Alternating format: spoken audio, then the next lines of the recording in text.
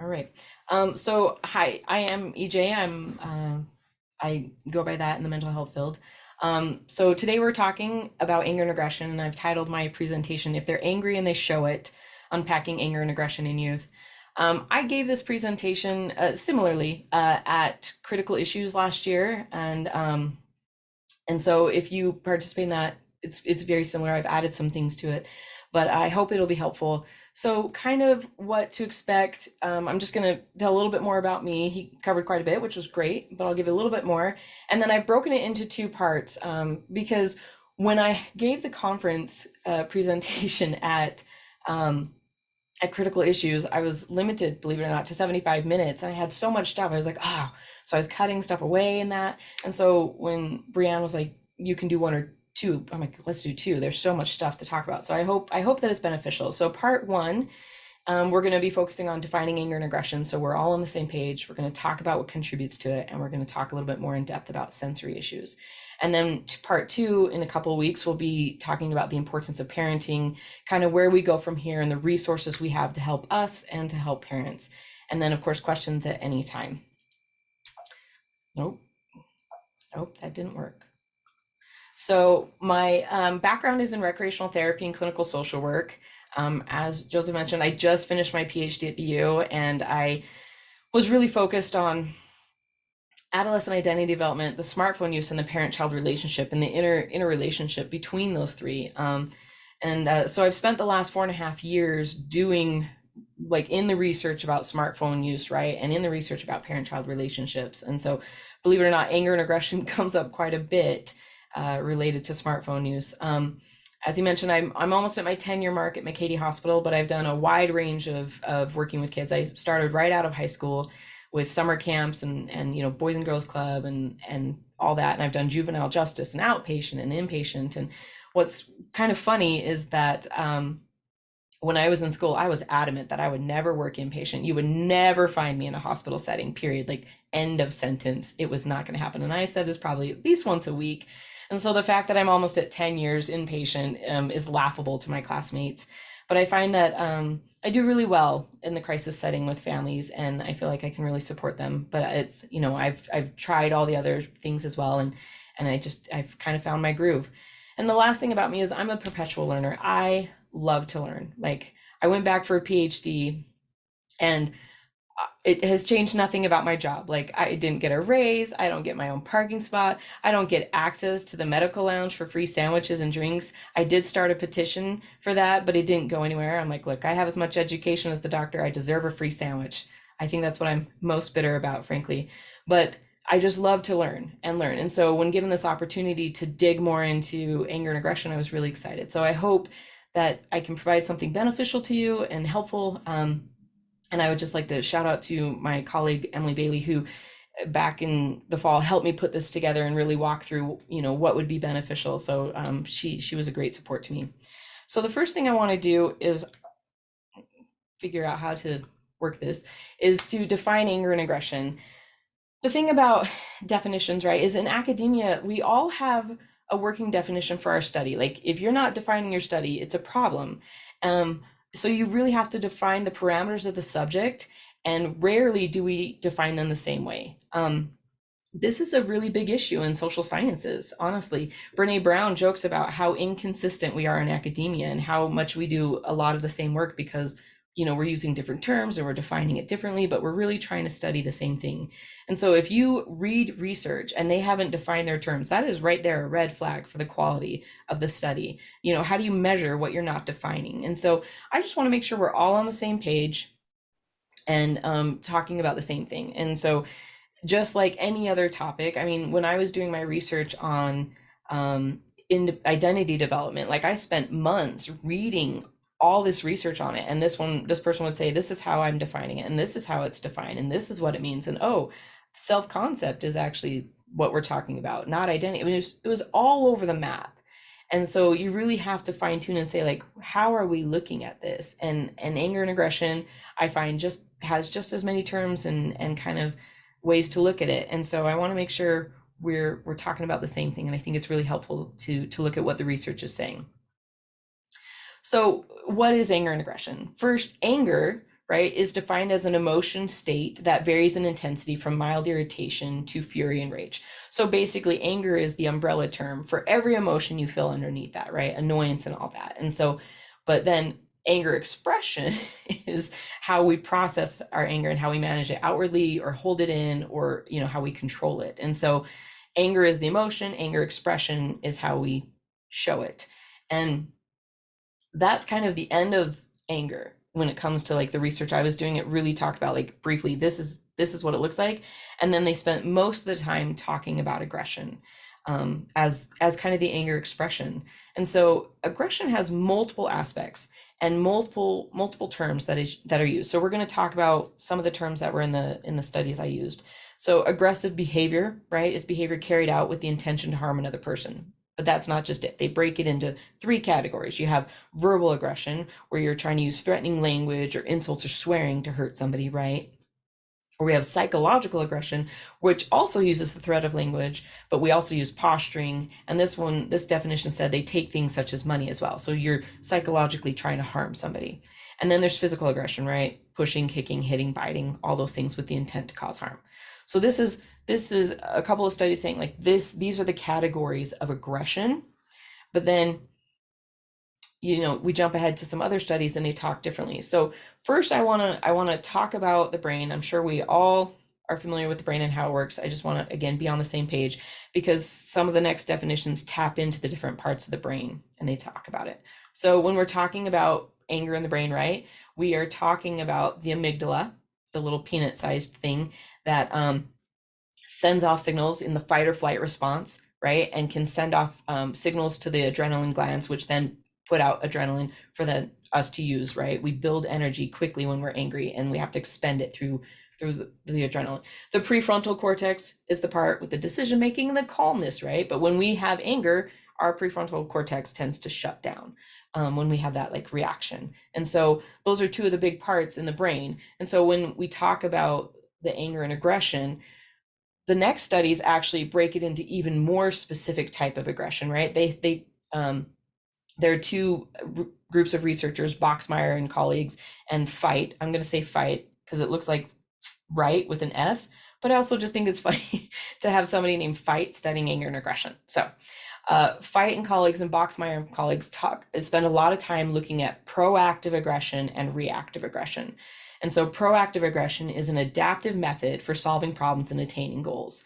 And Boxmeyer talks about how proactive aggression actually has been associated with violence, antisocial personality, and is characterized by being cold-blooded, predatory, organized, and unprovoked in nature, right? So these are people who are thinking it out, plotting it, making all these decisions about how they're going to harm somebody. Whereas reactive aggression is impulsive and emotional aggression when one experiences a perceived threat or is prevented from achieving a goal, right? Like being told no, not getting what you want, and also you're just exploding. So it's often characterized as explosive and hot-blooded.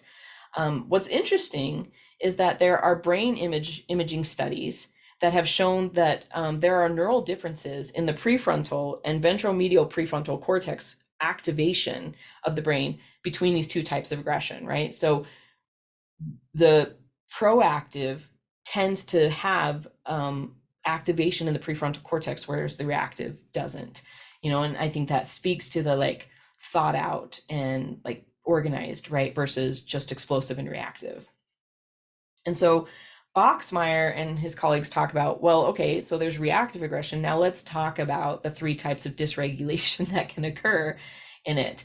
And one is behavior dysregulation, emotional dysregulation, and cognitive and attention dysregulation.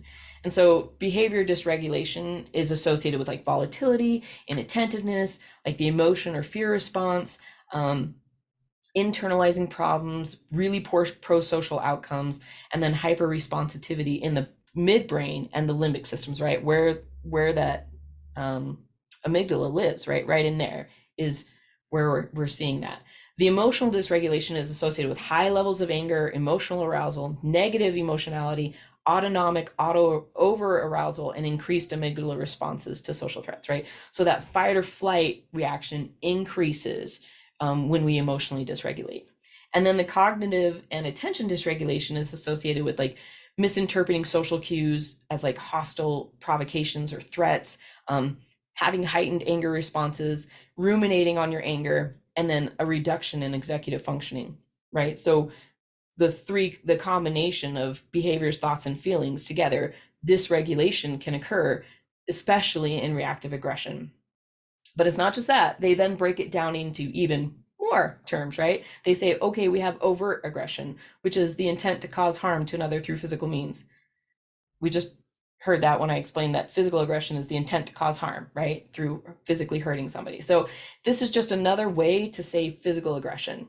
And then there's relational aggression, the intent to cause harm through damaging social relationships. And I think, in the research and anecdotally, even we are seeing that, bringing back in the smartphones and the electronics and stuff, right? We are seeing that we have put into the hands of people, young and old, the ability to do a lot of relational aggression. I actually got off Facebook because I was so tired of seeing everybody put their business towards somebody else out there. Like, this person's a jerk and you should hate them. I'm like, oh my gosh, I'm out. But we see a lot of relational aggression. We see a lot of increase in cyberbullying with the different apps and stuff that can do it sneakily and easily, right? And so they say there's these two types of aggression. And then they say, based on those 4 types I just did, proactive, reactive, overt, and relational, now we have some subtypes. We have proactive relational, we have proactive, overt. So like well thought and an intentional to like cause harm to your relationships or to cause physical harm to you, or reactive relational and reactive overt, where like spontaneously explode but do damage to the relationships or to the overt. And their research shows that the reactive relational is one of the most damaging and has can cause the most harm. They also talk about this idea called perceived containment in a youth, and this is like a youth's perception of an adult authority's ability to control the youth's behavior, right? So do I think that adult can control me? No, I don't, right? Or yes, absolutely. I think that, they can consequence me significantly. And so perceived containment, there's actually measures you can do to see what levels of perceived containment a child has. And you can do it like, in a teacher can do the assessment themselves, and then the kid can do it and the parent can do it. There's different assessments to determine that. And they found that low levels of perceived containment actually have higher rates of anger, dysregulation, and aggression. And so if I have a low belief that people can control me, then I'm going to flip out more. And working on an inpatient unit, I can tell you, I see this a lot. I see the kids who are like, there's nothing you can do about me. And I'm like, it's me, 4 security guards, and 3 staff. And you're still saying you're going to be in control and attack us. Okay. And so we definitely see this in my own practice. We see it a lot. But you may be seeing it as well, like in the school settings and that. And then Fight and colleagues found that perceived containment, right? And anger dysregulation contribute to the reactive aggression. So like having like lower levels of perceived containment and really struggling with emotional anger dysregulation, you're going to see significantly higher rates of reactive aggression, that spontaneous just losing it on you. So anger and aggression, but there's another term, and I will figure this out. There's another term, violence. Right? Violence was used quite synonymously with aggression in the research, but when I was doing, searches for this stuff, it would pop up anger and aggression, but the violence wouldn't necessarily come up because it was a different term. And then I looked up violence and it came up. And so it's a little frustrating trying to look at the data to see, because in these studies, right, violence, they break it into multiple parts. You have psychological threats, intimidation, shouts, and insults, which in the previous one, verbal fell into that category as well. The physical, the punching, pushing, and kicking. And then this one has financial, right? Stealing money, destroying the home, incurring debts, and others have to cover, which the previous study said that psychological was about stealing money. And so they're kind of all over the place with how they see it, but there's the consistency that these are all acts of aggression. And I don't know about you, but I have, I feel like anecdotally, I have seen a significant spike in the financial aggression kids are having towards their family. I mean, I have kids come onto my unit who their parents called them out for like stealing their credit card and running up a couple $1,000s of charges, and the kids lose it and attack their parents because they're mad that they got caught, right? I had one kid who his parents had said he could they could all go to the movies later, and then he did something and he lost that privilege, and they said no, we're not going. And he took a baseball bat and destroyed their living room, like shattered windows, shattered their like 70-inch screen TV, um, put holes in the wall. He did $40,000 of damage to their home because he got told no, right? And so I'm seeing this in small levels into large levels, quite a lot more than I was when I started this job. And I don't know if that's the same for you. Um, but they've broken it out and said it's its own category, right? Then studies say like reactive violence is characterized by anger and hostile attributions, a response to a previous provocation, really perceived. I'm like, yes, it's the same thing, right? As reactive aggression. Like there's a threat, and this one's saying, real or perceived, it doesn't matter. If they believe there's a threat, they're going to react and they're going to get hostile and aggressive. But they also talk about one called instrumental violence, which is the use of aggression to obtain what one wants to get something, right? So this, I think, falls into all of it, because proactive aggression talks about like doing something to attain your goals, right? And reactive aggression says doing something because your attempt to attain your goals has been thwarted. And so instrumental violence is basically a piece of each of those because it's using aggression to get what you want. And then the last term that's been in the research that I was looking at is child to parent violence. And this is, they've separated it out and qualified the relationship in it instead of it just being violent or, physical or aggressive, verbal or anything like that. They've said, no, this is more specifically child to parent, but all of those terms apply to it. And so they're saying it's defined as any act of a child that is intended to cause physical, psychological, or financial damage to gain control or power or control over a parent, right? So we're looking at all the terms and we're putting it into this one definition, but we've qualified the relationship, say it's not just about anybody, it's about child to parent. And the child to parent violence actually, many countries are seeing a rise in child to parent violence, but there's very few studies that really focus on that relationship and anger and aggression. But studies have been done in the US, in Canada, in Germany, Spain, Australia, India, Pakistan. Those are just a handful of the ones that are looking at it. So clearly, many countries are seeing a spike and wanting to understand it. So looking at just there was a study done where they compared the two United States and Canada and said, okay, what are the different types and what are the rates? And so they said verbal violence, right? They see that mothers experience between 19 and 64% of verbal violence. They see that fathers experience between 8 and 56%. Physical violence, mothers are about 8 to 13.8%, and fathers are 6 to 11%.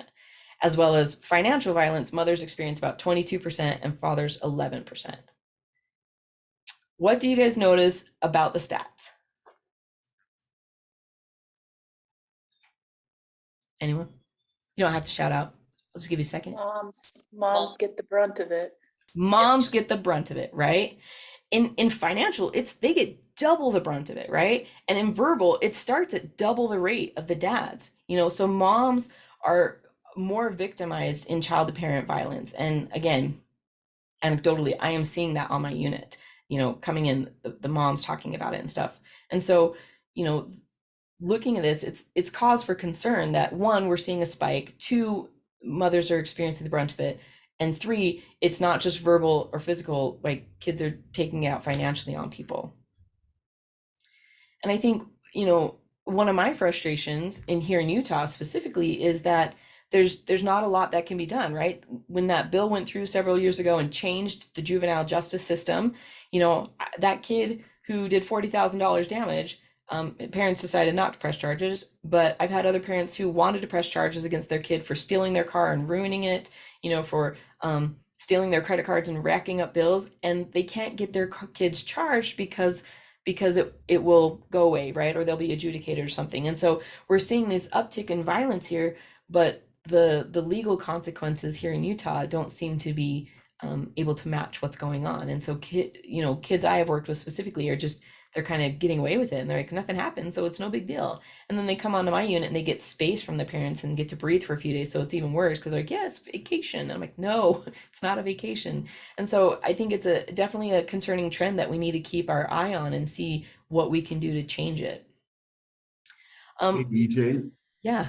Spencer is asking in the chat, do you suspect that males are underreporting as well? There's a lot of research in different realms that talk about them underreporting. So I would say that's probably not a far leap to assume that dads are not reporting what they need to, so they show face. But even if they're not, right, the gap in the range is still concerning for even the ones who are reporting.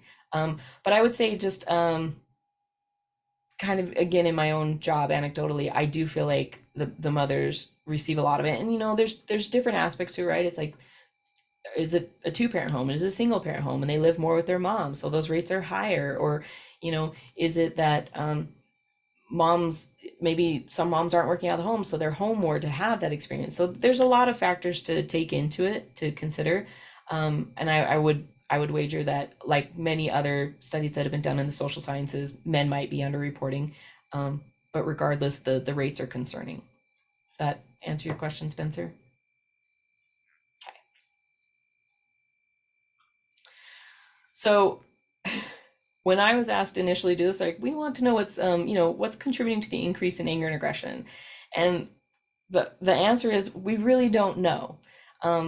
When you do studies, right, you focus on one thing and you're like, I'm going to study child to parent violence. I'm going to study what it is for kids who end up in the system, things like that. I'm going to study if they have ADHD or autism. And so then you're looking at anger and aggression through a very specific lens. And then you're like, well, we think this does. And so to broadly say what's contributing, that's not an easy question. And not only that, when you do research, right, when you have to design your study, you have to recruit for it, you have to run it, you have to do the analysis. So from start to finish, you're easily a year out of getting that study finished, and then you prepare for publication, and then you send it around. So most of the research you're seeing is at least 2, maybe 3 years after the study's been done. And so while we've seen an uptick the last several years, just since I did this presentation in September, I found 9 or 10 more articles speaking to anger and aggression in youth that weren't there. And I was like, oh, but it takes a long time. And so I think we're going to see an increase in research being published and stuff because we all are seeing this problem. But to speak specifically to what it is, it's tricky. I do think that it's easy as in our professions to like jump to pathologizing the symptoms, right? We're like, oh, what's wrong with this child? What diagnosis do they have? And I think sometimes it's helpful to put a pin in that and think for a second. Anger is normal, right? It's a normal emotional reaction. And sometimes accidentally, whatever, aggression happens, right? That reactive aggression can happen. It doesn't have to be because of a diagnosis, right? So before we get into the potential diagnoses and psychological issues that lead to chronic anger and aggression, I just want us to step back and look at the things that we know and we sometimes forget to think about. So first, I want us to talk about addressing physical needs. I don't know about you, but when I was a nanny and working with little kids, right, infants and toddlers, they don't have the words to communicate what's going on for them. So they fall apart, they scream, they melt down, right? And what do? We go and we go, okay, let's assess. Are they hungry? When was the last time they ate? Do they need a drink? Are they feeling too hot? Like, do we need to, take off their sweatshirt? Are they too cold? Are they tired? How long was their nap? Did they sleep well last night? Is there possibly something, are they unwell? Is there something illness-wise going on with them, right? We do this full assessment to determine if there's something we can rule out and address before we step to the next line. And I think when kids develop their words, and frankly, even adults, we just assume that they're going to be able to communicate that one of their physical needs is not being addressed, right? So I was so grateful when the word hangry came into the, vernacular, because I was like, oh, that's why I punched that person over the brownie. My bad, right? I'm not an angry person, I swear. But when my hunger gets the best of me and I don't listen to it, I do get hungry. I do get hangry, right? So a very good example in my life is I used to work for the Boys and Girls Club, and we were going to a conference in California, and we were driving out there. So, it's going to be about 12 hours with all the stops you have to make in a big 15-passenger van for gas and stuff. But my family growing up, when we road trip, we have the bag of food, right? You had the beef jerky, the chips, the Twizzlers, the peanut M&Ms, and the string cheese. Those were our go-to road trip food. So I have a backpack full of my go-to road trip food. And my boss says, I just got the car detailed, the van detailed, nobody's eating. I'm like, what? It's a 12-hour drive. We'll stop along the way, but nobody eats in this car. I'm like, nobody drinks soda, you drink water. I'm like, are you kidding me? So I'm in the back of the van. I'm trying to hold my own, but we've been going about 4.5 hours now. We left at 10, it's, almost 3 o'clock. I ate breakfast at 7. I'm hungry. And I thought, I'm just going to sneak something from my bag. I'm going to break the rules. I'm going to just lean over. I'll eat something. Nobody will know. Let me tell you, what's the only thing you should not open in a van full of people is a bag of beef jerky. That thing filled the whole van, smelled like beef jerky in 2 seconds flat, right? And my boss yells at me, who's eating in the van? And I yelled back at my boss. I don't yell at my boss. I'm pretty compliant, but I yelled back, we haven't stopped in hours and I'm hungry. I need food. I'm shocked she didn't leave me on the side of the road and tell me to get a new job and a ride home. But she didn't. She took a breath and she said to other people, are other people hungry? And they all calmly and appropriately said, yeah, I could eat. So we stopped to eat. And in that moment, I realized, wow, something I would never do. I lost it because my body was like, you are hungry, right? And so having the language to express what we're feeling and needing, we may not always have it, no matter how old or young we are. Sometimes we don't have the words, even if we know how to communicate. Brene Brown actually talks about this in her book, Atlas of the Heart. She surveyed over 7,000 adults and asked them, how many feelings can you recognize happening in your body when they're happening? Do you know what the average number was? Any guesses? I'll tell you. 3. Angry, happy, sad. Sad, mad, happy, right? 3 emotions. Adults whose brains are fully formed can only recognize 3 emotions happening in their body at a time. So what hope do we have of children who don't have the words, whose brains are still developing, to be able to communicate effectively with us, right? And so sometimes we need to step back and go, are there physical needs that we need to address, and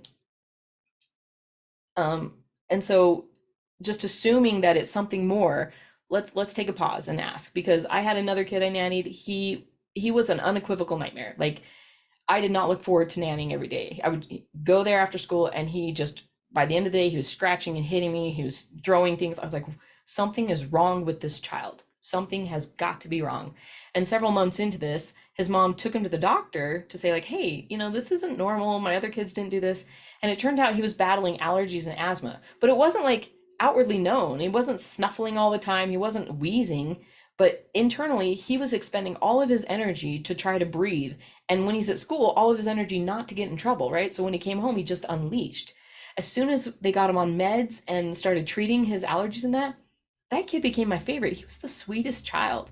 But for months, I'm like, something is wrong, right? And so really just looking at this and saying, can we eliminate all of these? And if you can't, then we step to the next thing.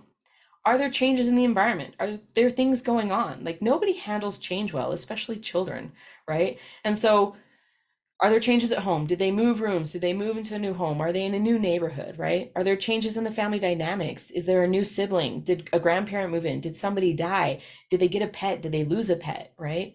And then changes in academics, are there things going on in the classroom? Are there problems? Did they change schools? All these things. So looking at their whole environment and saying, are there changes that might speak to, adjustment issues and this dysregulation? In my outpatient practice, I would speak to parents for a few minutes before I brought the patient in. And quite often they would launch into a story about some major crisis or blow up that happened. And we would spend the whole session focused on putting out that fire, right? And it was really hard to be able to step back and say, what is contributing to this fire? Like, what are the bigger issues contributing to this fire? Let's not just focus on it, And so I think sometimes if we can just, again, broaden our view and say, what else could be going on, instead of just jumping to like a diagnosis or, pathologizing it, it would be good. But if we have addressed all of these things and the anger and aggression persists, then we need to look and say, like, what more could be contributing to it? What else could be going on? I have a short video by Christina Kuzmek. If you know her, she's a motivational speaker. She's a comedian. She does a lot of short parenting videos. And I think sometimes when you're trying to understand what's contributing to it, where all this is coming from, it feels like it's hard to make those connections. And I think she does a really funny job of adding humor to what it's like to try to pinpoint things. So I know this is our first therapy session, but do you have one of those punch cards where 10 sessions and I get one free? Because this right here is going to take a while. I've been through some trauma. Should I start? I'll start. Okay, 5 years old, my mother makes a commitment. She's going to make me a certain meal from scratch for dinner. I guess her day got busy or stressful or whatever, as if she matters. And she ends up making me soup from a can. Heat it. And now, 42 years old, guess what I'm left with? A fear of commitment. And my mom never made me a birthday cake from scratch like Peggy's mom down the street, who actually cared about her daughter. My mom just bought it at the store. And now I have a gambling problem. And speaking of food, whenever my mom made me a sandwich, I wanted her to cut it in triangles, but she would sometimes cut in a rectangle. And now I am convinced that everybody's out to betray me. No one can be trusted. That's a nice piece of art. Guess what my parents did with my artwork? They didn't keep every single piece of artwork I did. They kept about 3,782 I counted last Saturday, but they threw out a bunch. And now I don't hold a job, and I never will. Why be productive if it's all just going to get tossed away? I do remember a few times in elementary school, my parents were 5 minutes late to pick me up from school. Is that why I do drugs? That's why I do drugs. They made me eat broccoli, and now I actually like the taste of broccoli. My parents used regular disposable diapers instead of cloth diapers, so now I absolutely hate the environment, and I do everything I can to pollute the air and add to its destruction. One time, my mom put a red lid on my sippy cup, but I wanted an orange one, and that just forever crushed my creativity. That's why I'm a horrible singer. They made me brush my teeth every day, twice a day. And I told them, I don't want to, and they still made me. And that's why I'm a bad driver. I'm sorry, but that doesn't really connect. Do not invalidate my feelings. anybody ever feel like this? Like this look on her face right now of like, what? I feel that way a lot when parents are throwing things at me. Do you think this? Do you think that? Do you think I'm like, oh my gosh. But the reality is that we don't know necessarily everything, right? There are so many variables and so many combinations of the variables that it's really hard to say what is causing something, right? What's contributing to it. But Meyer and Lee did a study and then it was quoted in Connor. And Connor said basically that mapping the mechanisms underlying antisocial and aggressive behavior is challenging as the behaviors arise from a complex, non-uniform, dynamic, interactive, and non-linear interplay of heritable, biological, and cognitive factors, neuropathology, early life experience, social context, and environmental risk and protective factors across development. So that video, I think, is a really good indication that we just never know, right? There's been the long argument about nurture versus nature for a long, long time. What contributes to it? And the answer is all of it does, but there are all these different things that can be taken into consideration. And so it's hard to say this is contributing to anger and aggression. One thing we do know from the studies is we know specific risk factors and we know protective factors, okay? So the American Academy of Child and Adolescent Psychiatry did a massive lit review of studies and shared that from the previous research, these are the risk factors that have been identified for increased aggression in children.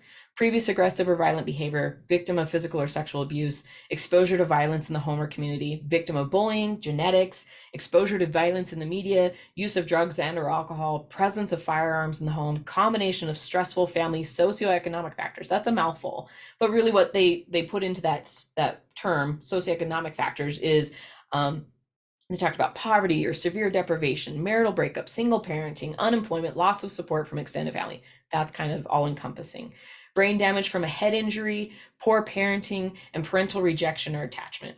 So we know, right? We know from the long time attachment studies that attachment is critical in those first couple of years, right? What these studies are saying is that self-regulation occurs during childhood through the co-regulation that occurs with parents during infancy. So by developing that attachment, we are setting up our children for success to learn self-regulation in their childhood.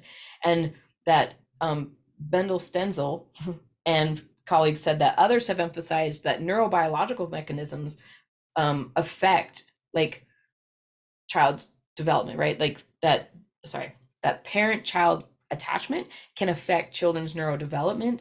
That includes the frontal and prefrontal brain structures, and that is critical in helping kids learn to self-regulate, right? And so they're saying if attachment is challenged or not developed, like if there's more parental rejection than attachment, then you may like develop biologically change the neurodevelopment of the child and impact their ability to self-regulate because of the changes that can happen in the prefrontal cortex.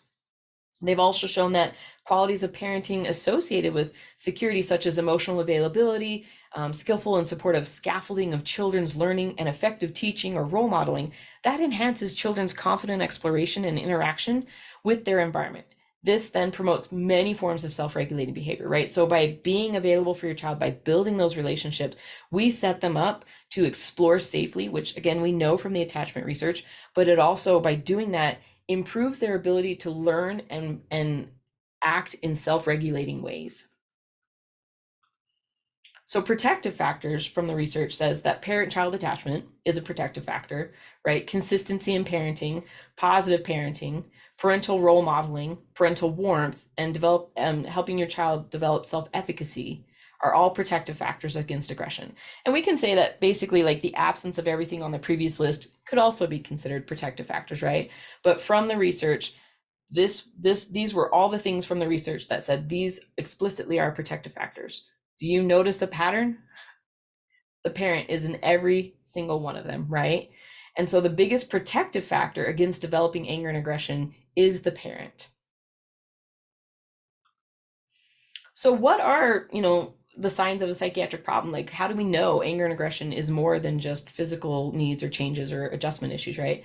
Dr. Hans Steiner, who is a professor emeritus at Stanford's Department of Psychiatry and Behavioral Sciences, says that maladaptive anger and aggression has the following characteristics: that the trigger comes out of nowhere, seemingly out of the blue, that it is disproportionate, the anger and aggression is disproportionate to the trigger in its frequency, intensity, duration, and strength, that it does not subside once the offender has apologized, and that it occurs in a social context which does not sanction anger and aggression, school setting, friends' houses, grocery store, things like that. Regarding number 4, though, I, again, anecdotally have found in my job that we need to step back and look at it a little more broadly. Like we'll have kids who just from day one are swearing and cursing, throwing things and being really just aggressive, and we're like, whoa, wow, this kid. And then we'll get on the phone with the parent, and the parent will be yelling and swearing at us and speaking to us in demeaning terms, and we're like, oh, okay, I see where the kid gets it, right? It's no surprise. And so when we're talking about it occurring in a social context, we also need to look at the parent-child relationship, the family dynamics, and see, is this a learned behavior? Because we do know that a lot of the research looks at anger and aggression, right, through a social learning theory. Think of the Bobo doll, right? That whole, y'all familiar with the Bobo doll? Love the Bobo doll, right? Where they're punching the thing and then the kid's punching it, right? We learn a lot, and one of the protective factors is parental role modeling. And it could be said that poor parental role modeling can be a risk factor, right? So number 4, they all need to be taken together. But, when we look at number 4, I think we need to also step back and say, like, is this something that they haven't learned in the home and is truly just coming from them? So the diagnoses, right, that are associated with anger and aggression, we all know these, right? ADHD, ASD, FASD, intermittent explosive disorder, ODD, DMDD, BPD, bipolar, anxiety, sensory processing disorder, right? All of these have some version of anger and aggression in them, and the levels vary, right? Again, through intensity and frequency, duration. I think that when we think of sensory issues, we often just, I think society as a whole just kind of defaults to autism, like, oh, they must have autism. But, sensory processing disorder is its own thing, and sensory issues are their own thing. And I don't often think about it in terms of anger and aggression. I think of them like, oh, they don't like food, or, oh, they don't want to wear these clothes. But when you think about it, it's more than that, right? They can actually become very upset and easily reactive when they're being over or understimulated. So I wanted to take a few minutes and look at the sensory issues. Recently, at McKay-Dee Hospital, we have added occupational therapy to our behavioral health team.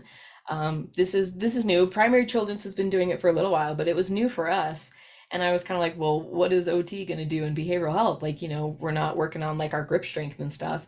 But in fact, they are very in tune with, sensory issues and things of that nature. It's part of their training, and they actually have assessments they can do to determine if there are types of sensory issues.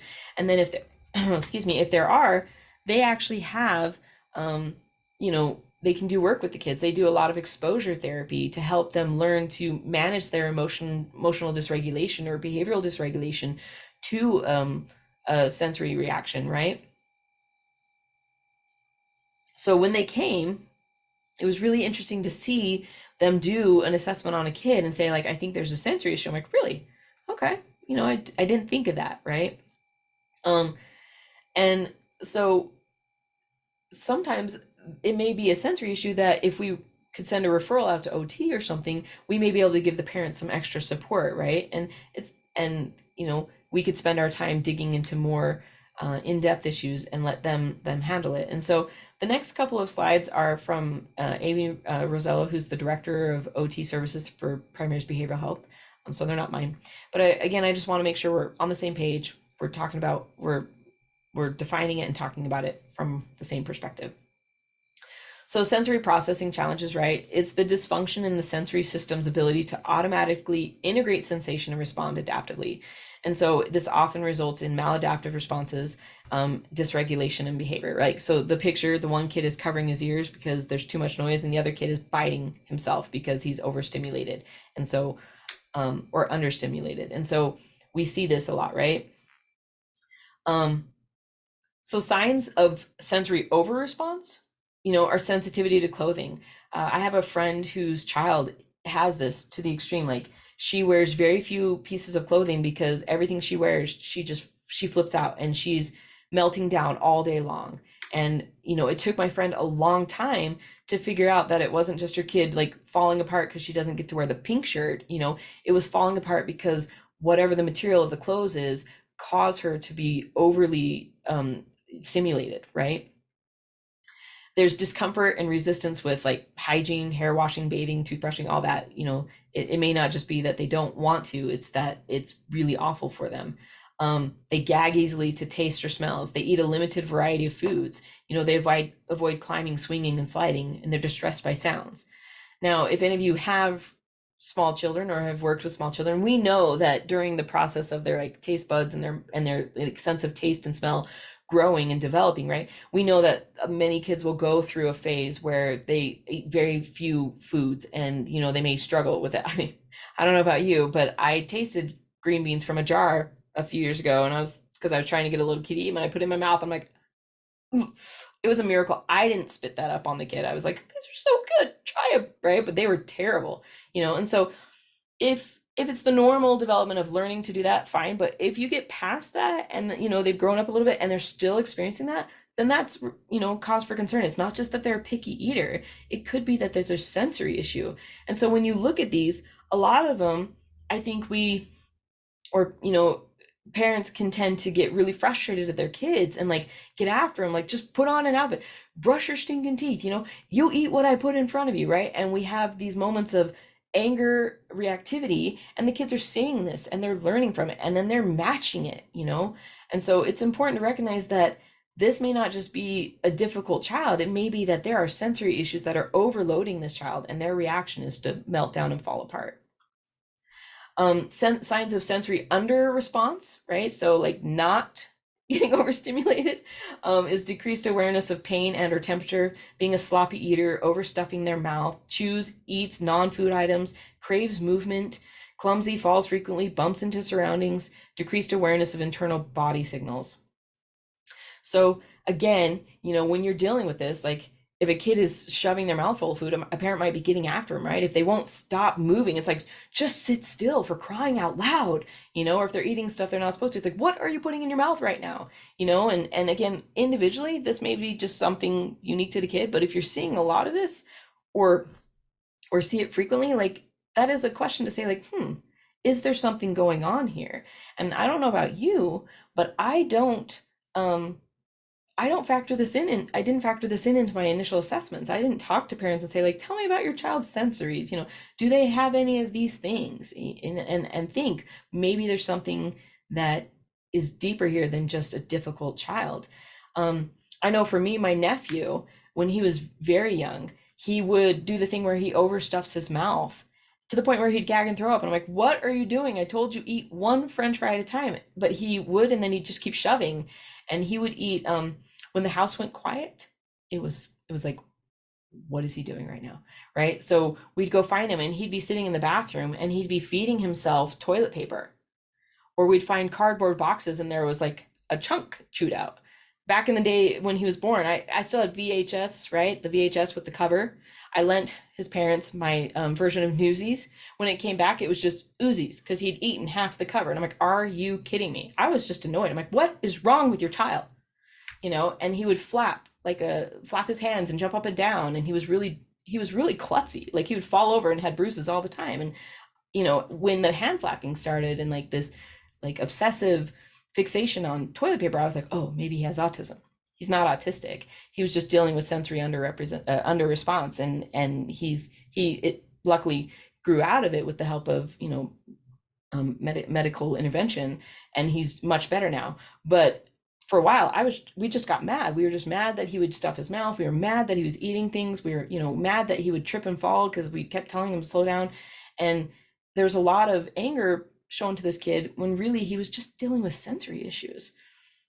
And so I think it's really helpful for us to think about this. Like, is this something that's contributing to it? Because then it's contributing not only to the kid and their difficulties, but it might be contributing to parents, providers saying, what is going on? And so if we can assess for this and build that into our initial assessment, then we can support parents with another tool, right? Another person in their corner helping them, right? We can give the kid access to treatment that will help them learn to navigate this so they're not expending so much energy. One of my my friend whose child has the clothing issue, she spent a long time being mad, like, get ready, we've got to go. What are you doing? No, you're not changing your pants again, for crying out loud. Like, there was a lot of frustration at this kid who just seemed to be, again, picky. And when her mom figured out that it was actually a sensory overload, then the battles didn't need to be fought. She now takes her child with her to the store, and the girl will sit there. I've gone with them. It's interesting. She'll sit there and feel it. No, yes, no. Then she'll try it on, and be like, no, the fit, no, and it's an arduous process, mind you. But in the end, mom's like, okay, we've got 3 pairs of clothing and I bought 10 of them each because these are the only ones that she'll wear. And there's no more battle. The kid is happy. The mom has just come to understand this, and they're taking steps as she's growing up to work on this with her. And so I think it's just something that, I don't know about you, but I hadn't really thought about and spent time on, but it's probably something that a lot of kids experience. It goes undiagnosed and untreated, and it just can lead to anger and aggression in the parent-child relationship. And so again, if we can just, outfit these parents with more tools and access, then I think that protective factor of the parents can become much more pronounced than the risk factor of parents. And so we're going to pause there. And the next half will be all about the parents, the resources we have, where we go from here, and how we support them.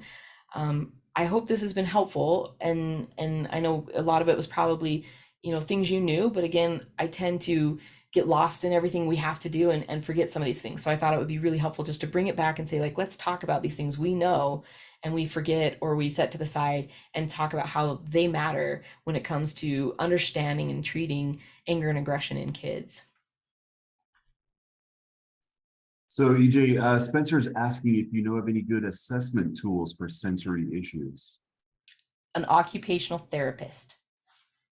That's the one I use now. I do referrals out to OT, and I get them assessed by OT because they are trained in those sensory assessments, and they are trained to develop treatment plans with the parents and kids. So I don't personally know of that, but obviously I work every day with an OT when I'm at work, so I'm happy to ask them more specifically what assessments they use and send that information to you.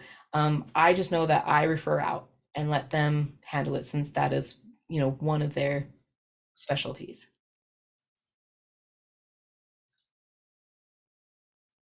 Also, let's see, I believe Jen had asked a question earlier.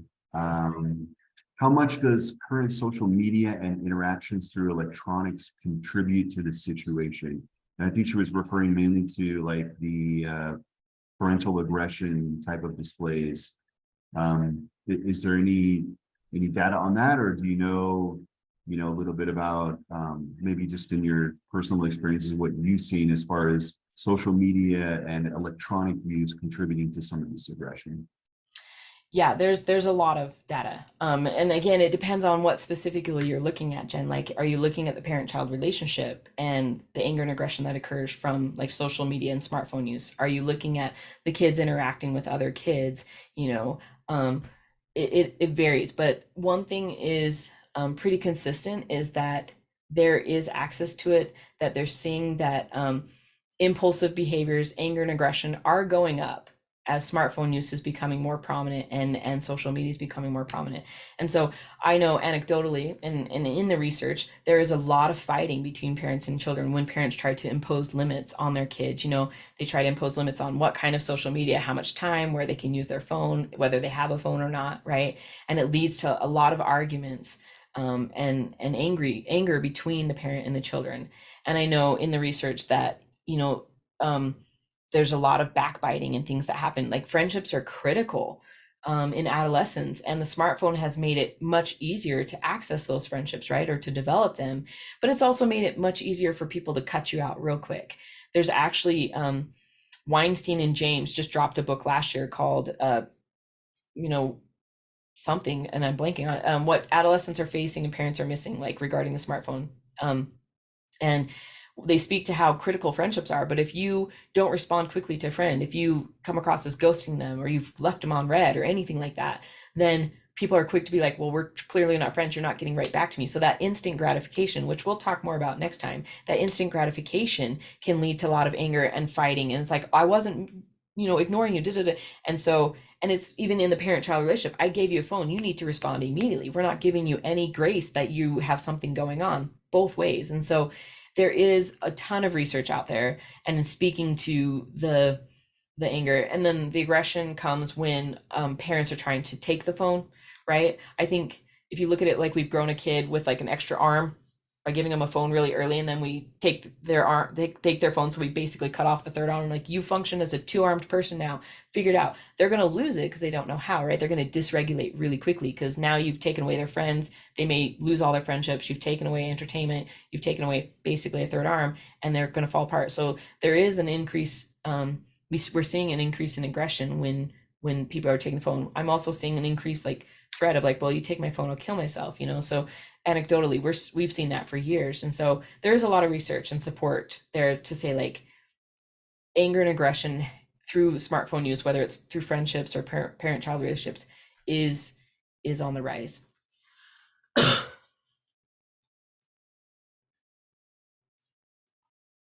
Did anyone else have any questions they wanted to ask EJ before she leaves us here? Here's a question from Hafen.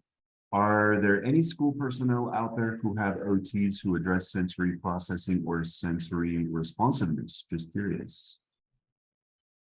That's a good question. I know that there are some school districts that have hired an OT to service several schools, like they do the speech therapists. I'm not exactly sure which ones, so I would defer that to the school personnel on this. Yeah, thing. I just didn't know if there was anyone in attendance maybe new. We do have a part-time OT, and it's something that over the years I've asked for, and we just haven't had much access to it. And so I was just curious if there happened to be anybody out there that had an experience with that. I worked with early intervention 20 years ago, and that was a big part of what we did. And so when I moved into the school as a counselor, I was surprised we didn't see more of it. And so this was such a good reminder of how important that is, because I feel like for a while I've put it off because there hasn't been as much support around it. And so it's just such a good reminder to bring that back in and be aware of it for all these students out there. Yeah, So good. very much. I find we're seeing a trend, right? Like when I graduated school, I had this grand idea. We need a social worker in every school, and we need to run a monthly mental health assembly, and every homeroom gets visited for like a 20-minute skill building session. And I think if we do this, that we could reduce in JJS involvement and mental health involvement, maybe even DCF's involvement, right? Like I'm like, but it's millions of dollars to test it and compare and contrast. But that was like 11 years ago. And now we're seeing more social workers in the school and stuff, right? So I think if we start to advocate and say like, hey, and we see more speech therapists in the school, I think if we advocate and say like, hey, this is a problem, this is something that I think we could easily rule out or rule in and get them support. What's it going to take to increase, the OT presence in the schools? I think it's, again, something we just need to get loud and proud about, because Yeah. I've seen the shift in social workers just in the last 10 years. Yeah, that's very true. Good point. Thank you so much. You're welcome. And EJ, what was the name of the book that you mentioned earlier? I think you said Weinstein and someone. Weinstein and James. It came out last August. You can get it on Amazon. I know it until I have to say it, right? It's something about what teens are facing and adults are missing.